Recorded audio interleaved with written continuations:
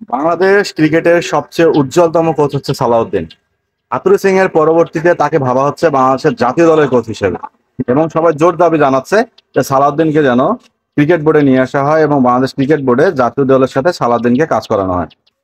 গতকালকে ডেইলি নিউজে সালাউদ্দিন স্যারের একটা সাক্ষাৎকার দেখলাম। সেখানে অনেক বড় একজন ক্রীড়া সাংবাদিক তার সাক্ষাৎকার গ্রহণ করছে। সেখানে সালাউদ্দিন স্যার সহজ স্বীকারোক্তি এবং সহজ সরল ভাষায় এবং খুব তীক্ষ্ণতার সাথে কথা বলছেন। তিনি প্রথমত বলছে যে আমি হুট করে বাংলাদেশ জাতীয় দলের দায়িত্ব নিতে চাই না, কারণ হুট করে যদি আমি দায়িত্ব নিতে চাই তাহলে আমি ফেল করব। আর আমি যদি ফেল করি তাহলে 6 মাস পরে আমাকে ছাঁটাই করতে হবে। এবং আমি জাতীয় দলে আসার আগে আমাকে ম্যাক্সিমাম হলেও এই দলটা নিয়ে স্টাডি করা দরকার, এবং আমাকে নিম্ন হলেও 40 থেকে 50 জন প্লেয়ারের আইডিয়া নিয়ে আমাকে জাতীয় দলে কাজ করানো দরকার।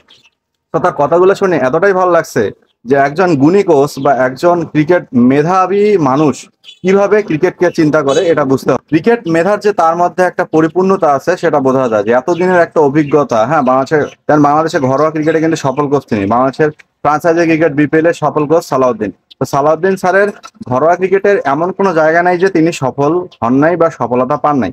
আর সেই সালাউদ্দিনকে যখন জাতীয় দলের জন্য বিবেচনা করা হচ্ছে, তখন তিনি দেখেন কতভাবে একটা সুন্দরভাবে কথা বলতেন। হ্যাঁ, তিনি জাতীয় দলের কোচ হতে আগ্রহী এটাও তিনি বলছে, এবং তিনি কোচ হওয়ার আগে তিনি সবকিছু ভালোভাবে মানে জেনে শুনে কোচ হতে চায়। তিনি এটাও বলছে স্টিভ রোজ, এরপর ডোমিঙ্গো, এরা কিন্তু ভাইয়া মেয়াদ কমপ্লিট করতে পারে নাই, কেউ কেউ কিন্তু মেয়াদ কমপ্লিট করতে পারে নাই, এবং সেই সাথে তারা যে পূর্ণাঙ্গ মেয়াদে একটা কোচ হয়ে এই দেশে থাকবে সেটাও পারে নাই, কারণ এই দেশের মানুষ অধৈর্য, সময় দিতে চায় না, ধৈর্য ধরার ক্ষমতাটা তাদের নাই।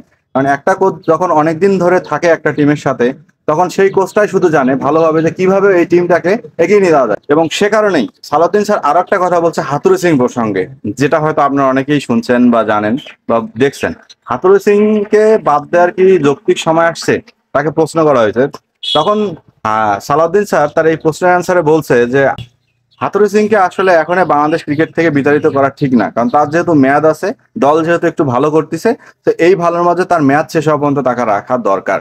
তো এই কথাটা যখন বলছে তখন অনেকের হাসি পাইছে, আবার অনেকে এই কথা শুনে হয়তো রাগও হয়েছেন, কারণ হাতুড়ি সিংকে তো বাংলার মানুষ এখন আর দেখতে পারে না। বাংলার ক্রিকেট প্রেমীর লোকজন তো হাতুড়ি সিংকে একটুও পছন্দ করে না। কারণ হচ্ছে এটা স্বাভাবিক, যে কোনো মানুষের মধ্যে এটা স্বাভাবিক, কারণ তার মেয়াদ যেহেতু আছে তাকে মেয়াদ অনুযায়ী ইউজ করা হোক, তাকে ব্যবহার করা হোক। কারণ হাতুড়ি সিং আহ শুধু যে ব্যর্থ হয়েছে ব্যাপারটা এমন না, তিনি সফল হয়েছে না, এটা আমার কথা না, এটা কালকে সালাউদ্দিন স্যার বলছে তার সাক্ষাৎকারে ডেইলি নিউজে। তিনি জাতীয় দলে যদি তিনি কোচ হিসেবে আসে, তিনি এটাও বলছে যে আমি যদি জাতীয় দলের সঙ্গে কাজ করতে চাই তাহলে আমাকে অবশ্যই আমার পূর্ণাঙ্গ স্বাধীনতা দিতে হবে, আমাকে এমন নিশ্চয়তা দিতে হবে যে আমাকে যেন 6 মাস পরে ছাঁটাই করে দেওয়া না হয়। হ্যাঁ, সময় দিতে হবে, সময় নিয়ে কাজ করতে চান তিনি। তো তিনি জাতীয় দলে কাজ করার জন্য আগ্রহী, তার কথাই বোঝা গেছে। এবং বিসিবিতে যে তিনি কাজ করতে চায় এটাও তিনি আগ্রহী। তিনি এটাও বলছে তিনি অনেকদিন ধরে এসপি বা বাংলা টিম বা বাংলাদেশের বিসিবির সাথে তিনি অ্যাড নাই, কিন্তু হ্যাঁ, বিসিবিতে তিনি আসলে তার স্বাধীনতা অনুযায়ী তিনাকে আসতে হবে এবং তাকে সকল ধরনের সুযোগ সুবিধা দিতে হবে, কিন্তু তার উপর কোনো মাতব্বরি করা যাবে না। হ্যাঁ, যেমন আমরা কোচের সাথে হাতুড়ির উপর মাতব্বরি দেখতেছি, হ্যাঁ ডোমিঙ্গোর উপর মাতব্বরি দেখছি, রোচের উপর মাতব্বরি দেখছি, এই জিনিসটা করা যাবে না। তো একজন ভালো কোচ, একজন ক্রিকেট বুদ্ধি সম্পন্ন মানুষের ক্ষেত্রে এই কথাগুলো শোভা পায় এবং এই কথাগুলো জানা যায়, যেটা কালকে সালাউদ্দিন স্যার বলছে।